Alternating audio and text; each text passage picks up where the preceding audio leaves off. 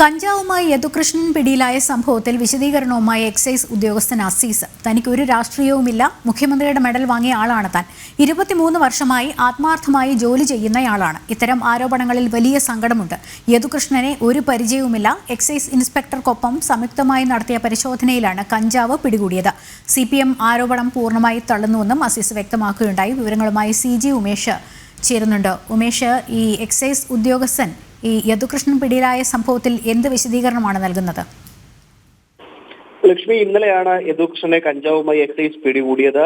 പത്തനംതിട്ടയിൽ CPMലേക്ക് പുതിയതായി എത്തിയ കപ്പ കേസ് പ്രതിയെ ഉൾപ്പെടെ സ്വീകരിച്ച കൂട്ടത്തിലുണ്ടായിരുന്ന ആളാണ് യദുകൃഷ്ണനും. അത് വലിയ വിവാദമായിരുന്നു. കപ്പ കേസിൽ പ്രതി ചുമത്തിയ ആളെ മന്ത്രി വീണ ജോർജ് ഉൾപ്പെടെ CPM നേതൃത്വം മാറിയിട്ട് സ്വീകരിക്കുന്നത് വലിയ വിവാദങ്ങളിലും വാർത്തകളിലും നിറഞ്ഞിരുന്നു. അന്ന് പാർട്ടിയിൽ ചേർന്ന ആളാണ് യദുകൃഷ്ണൻ. ഇയാളെയാണ് ഇന്നലെ കഞ്ചാവുമായി പോലീസ് എക്സൈസ് പിടികൂടിയത്. അതിനുശേഷം CPMന്റെ പ്രതികരണം വന്നത് ഇത് മനഃപൂർവ്വം കെട്ടിച്ചമച്ച കേസാണ്. അസീസ് എന്ന ഉദ്യോഗസ്ഥൻ മനഃപൂർവ്വം ഇത്തരം കേസുകളിൽ പെടുത്തിയതാണ്. ഇങ്ങനെ പാർട്ടി മാറി വന്നത് മുതൽ ചില ഗൂഢാലോചനകൾ നടക്കുന്നുണ്ട്. അതിന്റെ ഭാഗമായി എക്സൈസ് വകുപ്പ് പെരുമാറി എന്ന തരത്തിലേക്കാണ് ഇന്നലെ CPMന്റെ പ്രതികരണം വന്നത്. അതിന് മറുപടിയാണ് ഇപ്പോൾ എക്സൈസ് ഉദ്യോഗസ്ഥന്റെ ഭാഗത്ത് നിന്ന് വന്നത്. അസീസ് എന്ന ഉദ്യോഗസ്ഥനെതിരെയാണ് ഇന്നലെ CPM ഏരിയ കമ്മിറ്റി സെക്രട്ടറി ഉൾപ്പെടെ രൂക്ഷമായ വിമർശനം ഉന്നയിച്ചത്. ഈ അസീസ് തന്നെയാണ് ഇപ്പോൾ വിശദീകരണവുമായി മാധ്യമങ്ങൾക്ക് മുൻപിലെത്തിയത്. താനൊരു സർക്കാർ ഉദ്യോഗസ്ഥനാണ്, തനിക്ക് ഒരു രാഷ്ട്രീയവുമില്ല, മുഖ്യമന്ത്രിയുടെ മെഡൽ വാങ്ങിയ ആളാണ് താൻ, 23 വർഷമായി ആത്മാർത്ഥമായി ജോലി ചെയ്യുന്നുണ്ട്. ഇത്തരത്തിൽ പാർട്ടിയിൽ ഭാഗത്ത് CPMന്റെ ഭാഗത്ത് ഇത്തരത്തിൽ ആരോപണം ഉയർന്നതിൽ വലിയ സങ്കടമുണ്ട്.